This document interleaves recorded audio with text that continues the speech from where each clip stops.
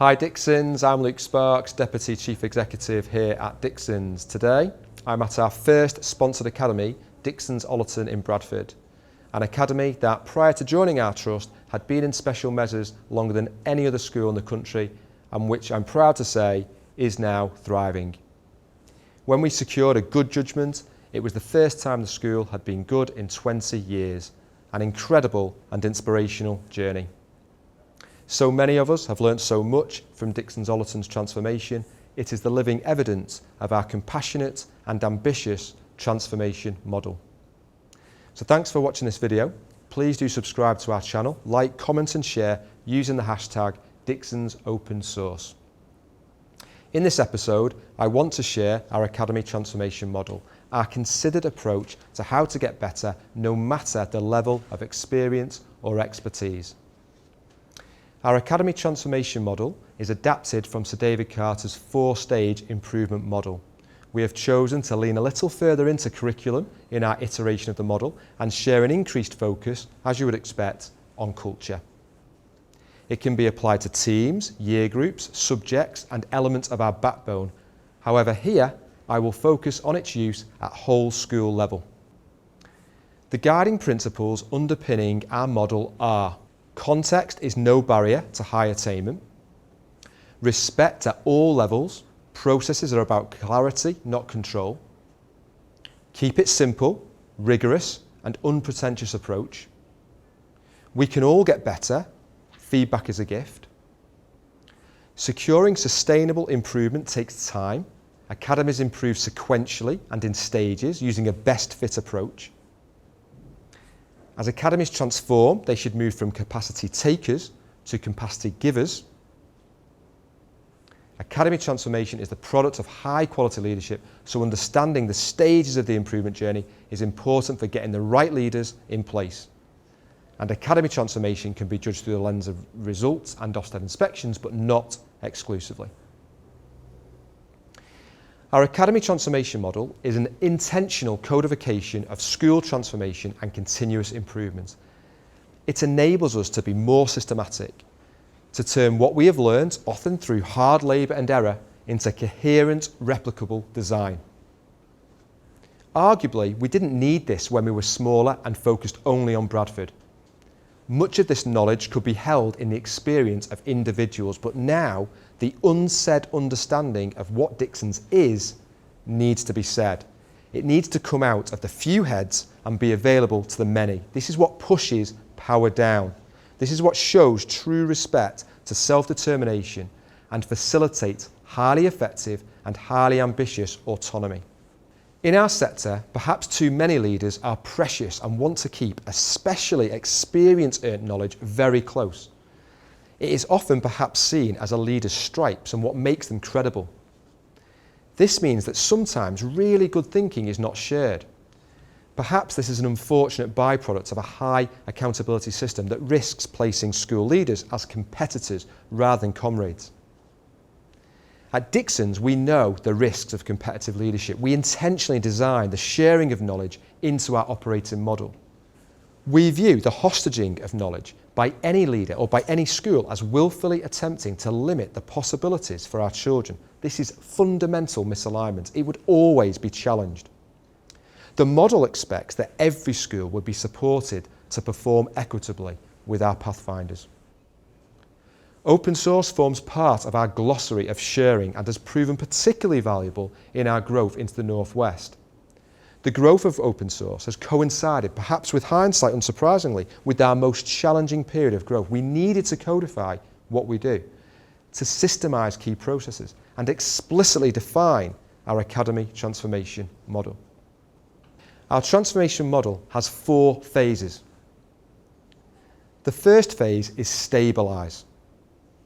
In this phase, our academies aim to build on any strength and prevent further decline. The second phase is reinvent. In this phase, our academies change so much they appear entirely new. Next comes the grow phase. Our academies develop over a period of time, becoming greater. And finally, the lead phase. Here, our academies model the way, adding capacity. Critically, our model pays scant regard to the Ofsted framework. Our focus is on culture, on what is important to Dixons. If that happens to align to Ofsted, so be it. We are neither slave nor rebel.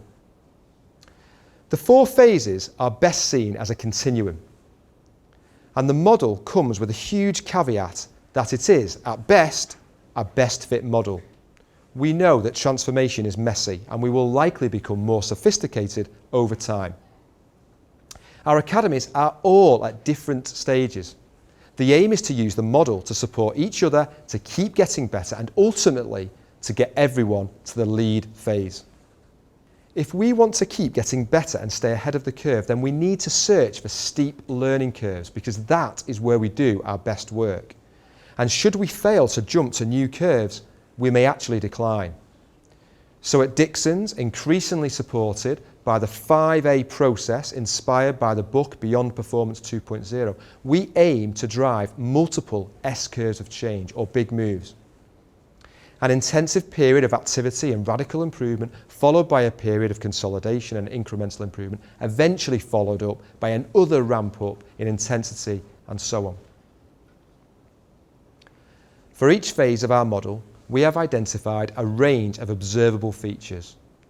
For example, a stabilised academy is likely to have politics and confusion, a weak culture, a narrow curriculum, and poor student outcomes with an overemphasis on progress at the expense of attainment.